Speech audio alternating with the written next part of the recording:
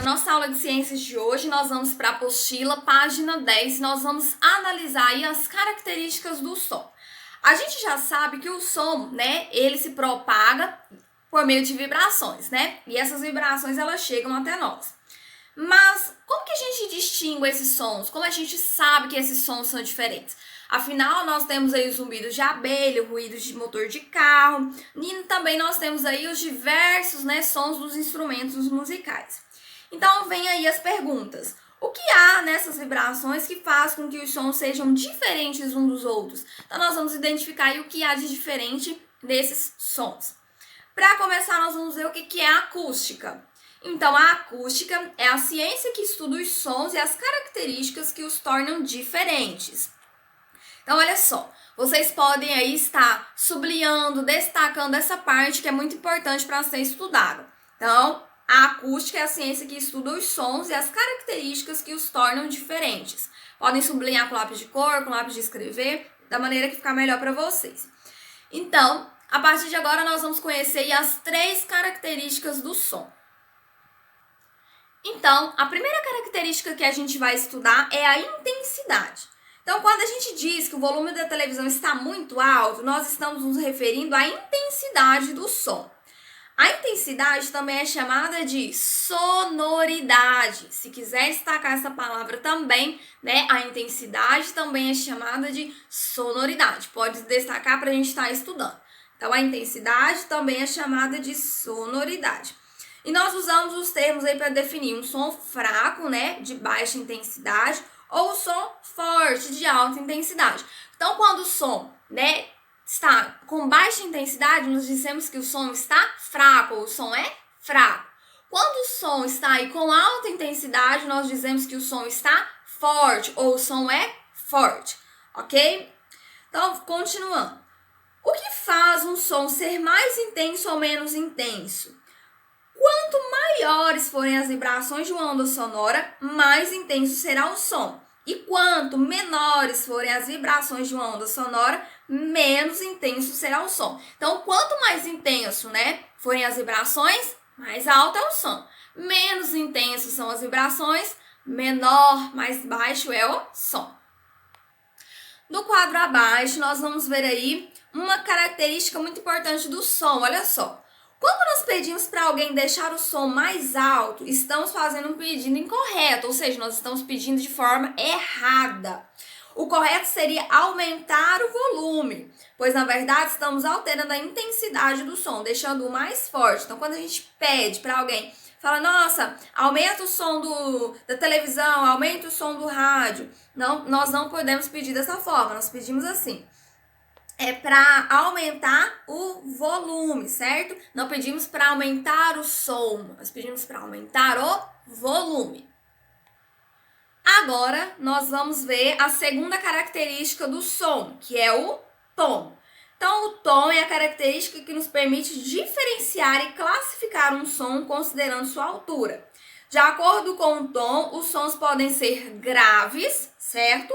Quando as vibrações são mais lentas, ou agudos, quando as vibrações são mais rápidas. Então, em geral, a voz das mulheres e das crianças é mais aguda, que é a voz dos homens, que é mais grave. Então, a voz feminina é uma voz aguda, que é aquela voz mais fina, né, mais suave. E quando nós temos uma voz mais grossa, mais aguda, nós temos uma voz masculina, que é uma voz mais grave.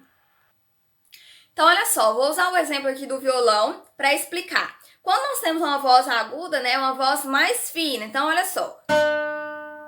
É uma voz, é um som, né, bem fino. Agora, a voz grave, que é uma voz mais grossa. Então, usando aqui o violão como exemplo.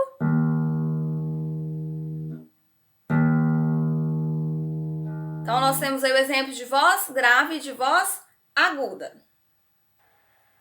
Então, na página 11, né, nós também temos aí um desenho com um exemplo falando que o som da tuba é um som grave, né, porque as vibrações elas são mais lentas, e o som do violino é um som mais agudo, porque as vibrações elas são mais rápidas. Agora, nós vamos para o terceiro, né, para a terceira característica do som, que é o timbre. Então, nós conseguimos identificar quando uma música é cantada por pessoas diferentes. Isso acontece porque, apesar de serem as mesmas notas musicais, o timbre do som ele é diferente. O timbre funciona como uma identidade do som. Ou seja, ele define as características específicas de cada som e está relacionado com o formato da onda sonora, que varia de acordo com a fonte sonora. Ou seja, quando a gente tem aí uma banda, né, que vai tocar a mesma música, nós temos aí timbres diferentes, porque cada instrumento vai apresentar um timbre diferente, certo? Então nós vamos escutar a mesma canção, só que com timbres diferentes. Então olha só, como eu havia falado, né? Na banda são vários instrumentos e vários timbres diferentes. Isso também acontece com os seres humanos, né? Quando cantam, né? Várias pessoas cantam a mesma música, a gente consegue aí perceber, né? Diferenciar os timbres usados na música também, né? Então o timbre, né? Ele é diferente, né? Cada instrumento é diferente também para cada pessoa. E aí nós temos a fonte sonora, que é qualquer dispositivo, instrumento ou corpo que emite sons que são identificáveis por nossas orelhas, né? Como uma pessoa cantando, um instrumento musical ou um despertador. Então nós já vimos, né, as três características do som: intensidade, tom e timbre. Agora na página 12 nós vamos ver a reflexão do som. Então olha só, quando a gente tem um espelho em casa que bate, né, a luz do sol, o que acontece? Essa luz ela é refletida. E isso acontece também com o som. Quando a gente está, né, num ambiente, né, num salão muito grande e vazio, quando a gente fala, a gente pode ouvir uma repetição da nossa própria voz por alguns segundos. Isso acontece porque quando eu falo, demora, né, que o som ele chegue até a parede e ocorra a reflexão, né, que volta até as nossas orelhas, que volta até as minhas orelhas. Quando esse tempo é suficiente para distinguir os dois sons, nós temos aí um eco. Então, quando eu falo, o som foi até a parede, bateu lá e refletiu e eu ouvi novamente, né? Nós temos aí um eco, porque houve tempo suficiente para eu falar, né? Eu escutar eu falando e escutar o som sendo refletido e eu escutando ele novamente. Então, quando isso acontece, nós temos um eco. Em espaços abertos, como o parque, o eco ele é muito fraco. Ou seja, quando a gente está em um parque e a gente fala, essas ondas elas se espalham, certo? E não retornam às nossas orelhas. Então, em espaço aberto, não ocorre o eco, porque os sons eles vão se espalhar, né? E como aí o eco é muito fraco, esse som ele não vai retornar às nossas orelhas. O eco ele é um fenômeno divertido, certo? É bem engraçado quando a gente fala e escuta a nossa própria voz, né? Mas esse fenômeno, ele é indesejável no cinema, no teatro, em auditório. Já pensou? A gente vai assistir um filme e aí o personagem lá fala e a gente vai ficar escutando o eco dele na sala? Então isso não é nada legal. Por isso, né, que essas salas elas são revestidas, né? O teto, as paredes, elas são todas revestidas para que os sons, né, sejam desviados, né, em várias direções. Isso evita, né, que ocorra o eco nesses locais. Para a gente finalizar a página 12, a gente vai ler essa curiosidade. Você sabia?